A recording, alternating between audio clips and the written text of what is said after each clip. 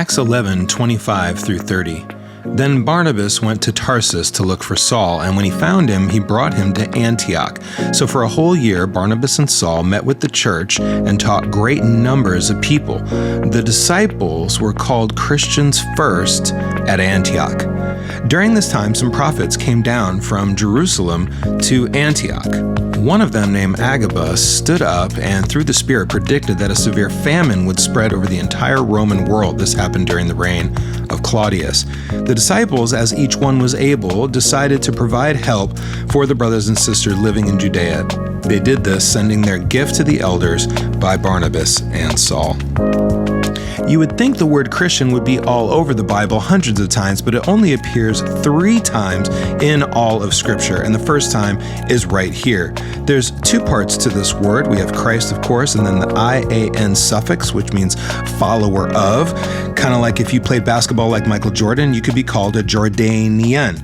And this was likely given as a derogatory name to the disciples at that time. So it appears first here in Acts 11, and then we also get it in Acts 26, verse 28. Agrippa says to Paul, "Do you think you persuade me to be a Christian in such a short amount of time?"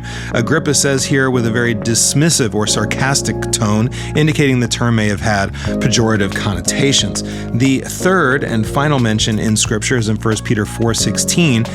Peter saying, "If you suffer as a Christian, don't be ashamed." And of course, the passage implies that the name brought shame in a very hateful and jealous world.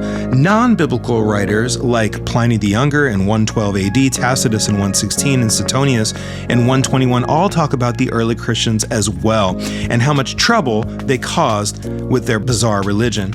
Now here's the point. Like other terms in ancient and modern history alike, they're meant to ridicule a people group, and this band of believers had a choice, as other groups have had, to either reject the term and try to brand another, or subvert it by embracing it, to reframe the meaning, turning it into a source of empowerment, so that, even now, the word is synonymous with the identity of Jesus' disciples. Perhaps people have called you names for your faith, called you religious or prude or a goody two-shoes. Maybe you were excluded in social circles, shunned by coworkers, mistreated by bosses, and maybe judged by neighbors. But there's always a choice to subvert, to turn, and to flip evil back into empowered good.